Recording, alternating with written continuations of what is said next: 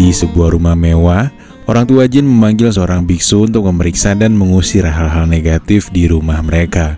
Lantas ketika biksu itu sedang berjalan ke arah kamar mandi, tiba-tiba Jin, anaknya yang baru beres mandi, keluar dari kamar dengan keadaan semongkonya yang gak dipakein pengaman cuy. Biksu itu pun melihatnya dan menikmati pemandangan yang sangat indah itu secara gratisan. Lantas selesai bersiap-siap, Jin yang hari ini mau liburan ke London sama sahabatnya kemudian berpamitan pada kedua orang tuanya. Sesampainya di bandara, terlihat sahabatnya Jin yang bernama Amy sedang bersedih karena cowoknya nggak bisa ikut ke London sama dia. Di sini karena Jin sebelumnya udah beberapa kali ke London, dia pun berinisiatif untuk mengubah nama tiketnya dan membiarkan Amy sama cowoknya liburan ke London. Lalu saat keluar dari bandara, ia melihat sepasang kekasih di mana sang suami akan mengantar kepergian istrinya. Lantas setelah istrinya masuk bandara, pria itu pun melihat Jin dan kemudian menawarinya tumpangan. Awalnya Jin menolak cuy. Namun ketika dia melihat istri dari pria itu muncul, mungkin karena ada yang ketinggalan, Jin pun langsung mau nebeng. Pria yang kita sebut saja namanya Acoy itu pun mengajak Jin ke rumahnya.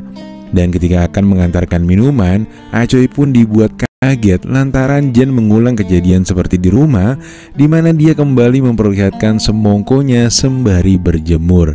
Jin pun bersikap biasa aja ketika si Acoy minta izin untuk menggapai semongkonya.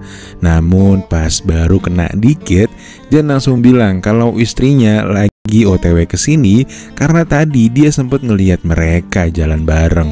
Acoy pun panik banget dan dia langsung menyuruh Jin untuk masuk. Lantas bener aja, sesaat kemudian istrinya pun pulang dong anjir. Acoy pun beralasan kalau wanita itu hanya mengiranya taksi dan dia cuma nebeng sampai ke halte terdekat. Namun sesaat kemudian Jin lagi-lagi muncul dengan semongkonya yang terbuka, lalu izin untuk pamit kepada si Acoy. Alhasil Acoy pun kena bogem dari istrinya. Setelah itu Jin pergi ke rumah pacarnya yang bernama John. Namun sesampainya di sana, rumah John malah terlihat sepi. Namun ketika di kamar, si Jin menemukan sebuah baju dinas.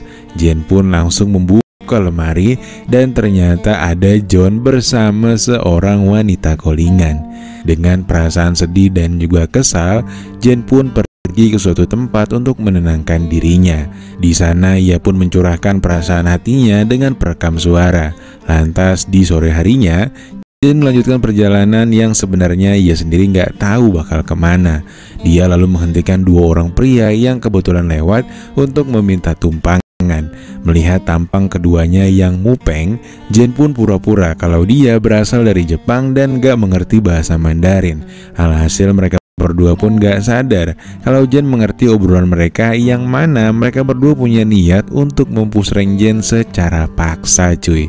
Mengetahui hal itu, Jin pun langsung menyiapkan diri untuk menghadapi dua pria itu. Bermodalkan semprotan cabe, Jin pun berhasil menggagalkan niat mereka, juga berhasil membawa mobilnya. Jin pun terus berjalan dan kemudian memarkirkan mobil tersebut di depan pos polisi. Dia kemudian melanjutkan perjalanan dengan berjalan kaki menuju ke hotel. Sesampainya di hotel, ketika Jin tengah mendengar rekamannya, ia malah mendengar suara dari kamar sebelah yang tengah berpusreng.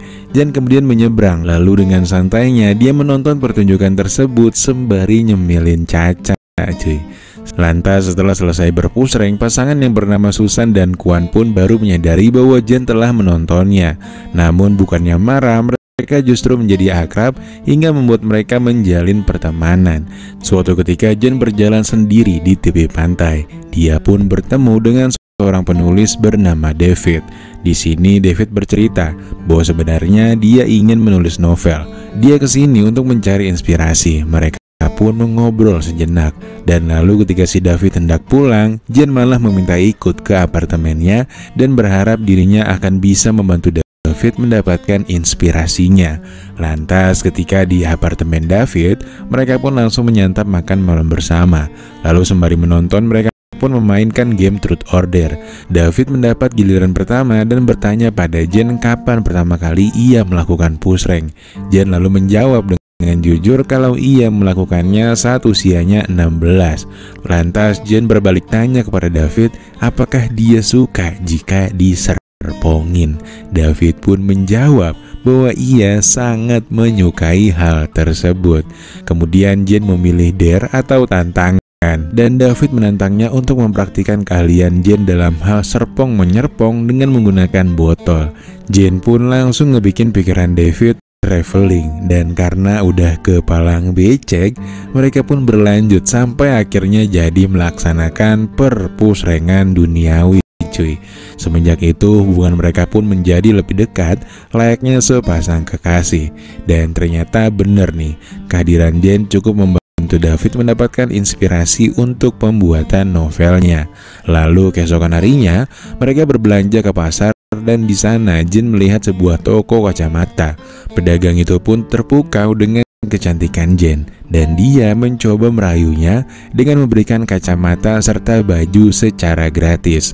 David yang baru tiba pun merasa cemburu pada si penjual itu. Terlebih saat akan pergi, Jane juga diminta untuk datang ke sebuah klub karena dia akan mengadakan sebuah pesta. Sesampainya di rumah, David mendengar rekaman suara Jane yang ternyata berisikan suara ketika Jane tengah berpusreng dengan pria lain. David pun bertanya siapa pria itu, namun Jane di sini nggak menjawab dan dia cuma bilang kalau dia lupa siapa orangnya. David pun cemburu bukan main. Sementara Jane nggak suka dicemburuin karena ya mereka juga nggak menjalin hubungan apapun. Akhirnya Jane pun memutuskan untuk menerima ajakan penjual kacamata dan memakai baju yang diberikannya. Karena terlanjur baper dan gak mau kehilangan Jane, David juga memutuskan untuk ikut bersamanya. Namun di sana Jane terlihat lebih happy ketika bersama si penjual kacamata itu. Lalu saat David baru aja beres dari toilet, dia malah menemukan Jane di ruangan VIP bersama si penjual kacamata itu. David yang udah habis kesabaran pun langsung memutuskan untuk balik duluan. Sesampainya di apartemennya, David langsung mengemasi barang-barang Jane untuk mengusirnya. Lalu sesaat kemudian Jane pun datang dengan wajah polosnya.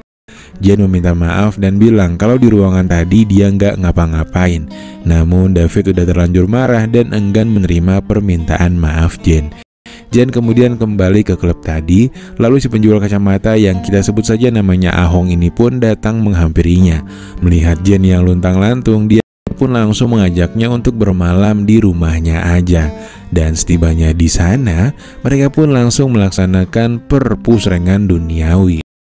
Namun ketika itu Jane hanya terdiam dan gak berekspresi. Lalu keesokan harinya, Jane pun kembali ke apartemen David sembari berkata kalau dia merindukannya. Ternyata David juga merasakan hal yang sama.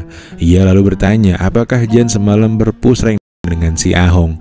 Jane pun bilang kalau semalaman dia hanya memikirkan David bahkan saat lagi dipusreng dengan si Ahong. Mendengar hal itu, David pun gak bisa menerima. Dan bagaimana mungkin bahwa ada gadis secantik Jane yang bisa memberikan apemnya dengan begitu mudah. Jane pun sakit hati banget, dibilang gadis rumahan, maksudnya murahan. Dia pun akhirnya pergi lagi padahal perasaannya kepada David sudah mulai tumbuh. Kemudian Jane mendatangi sebuah hotel bintang 5, namun petugas hotel di sana mengatakan bahwa hotel sedang penuh dan meragukan Jane. Jane yang emang anak sultan pun langsung mengeluarkan uangnya dan meminta kamar termahal, dan petugas itu pun langsung pura-pura baik kepada dirinya. Esoknya ketika Jane berada di restoran hotel, ia melihat seorang wanita tua yang lagi caper dengan pria di depannya, namun tidak direspon. Jane lantas duduk di samping pria itu dan memancingnya untuk dibawa ke kamarnya. Ketika akan sampai di kamar, Jane langsung meminta pertolongan pada penghuni kamar sebelah dan mengaku bahwa ia akan diperkusi oleh pria itu.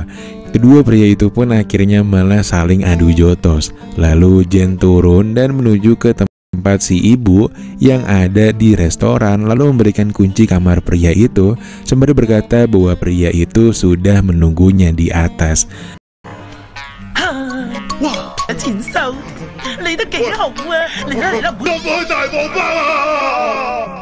Lantas ketika Jane akan pulang ke rumahnya, dia malah nggak sengaja bertemu dengan Kwan. Kwan rupanya telah putus dengan Susan karena adanya orang ketiga. Pria gondes itu berkata bahwa Susan telah menyia-nyiakannya. Jane pun diingatkan untuk jangan pernah menyia-nyiakan orang yang dicintainya. Mendengar perkataan Kwan, Jane pun langsung berpikir untuk memperjuangkan cintanya kepada David. Jane lalu memutuskan untuk kembali lagi ke apartemen David, dan sesampainya di sana Jane dibukakan pintu oleh saudaranya David. Lalu saat Jane memeriksa kamar David, ternyata David sedang berpusreng sama orang lain. Dia pun melihat kalau David memajang sketsa wajahnya di kamar itu. Seketika itu Jane pun merasa lega dan dia menunggu di luar. Saudaranya David pun berkata bahwa beberapa hari terakhir David terus mencari Jane. Saudaranya bahkan sampai menggunakan jasa wanita callingan untuk menghibur David yang cuma murung seharian. Akhirnya setelah beres berpusreng, Jane pun gak marah lagi dan memaklumi apa yang dilakukan David, apalagi setelah mendengar curhatan dari saudaranya David. Mereka pun akhirnya memutuskan untuk hidup bersama, dan setelah itu filmnya pun selesai.